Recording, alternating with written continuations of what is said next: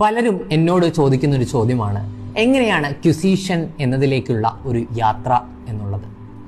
ഞാൻ ക്യുസിങ് സ്റ്റാർട്ട് ചെയ്യുന്നത് 4ാം ക്ലാസ്സിലാണ്.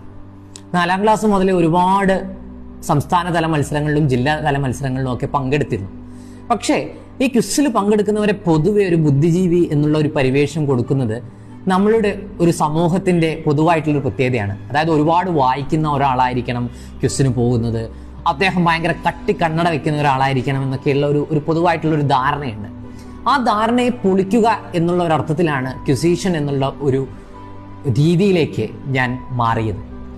മജീഷ്യൻ, മ്യൂസീഷ്യൻ എന്നതൊക്കെ പോലെ തന്നെ ക്യുസീഷൻ എന്നുള്ള ഒരു പേരാണ് ഞാൻ ക്യുസ് മാസ്റ്റർ എന്നതിന് പകരം സ്വീകരിച്ചത്. അതായത് ഒരു എന്റർടൈനർ എങ്ങനെ ഇൻഫർമേഷൻ അതിലൂടെ പാസ് ചെയ്യും എന്നുള്ളതാണ് ഞാൻ ചെയ്യുന്ന ഒരു പണി. ക്യുസിന് വെറും ഒരു മെമ്മറിയേക്കാൾ കൂടുതൽ ഒബ്സർവേഷനും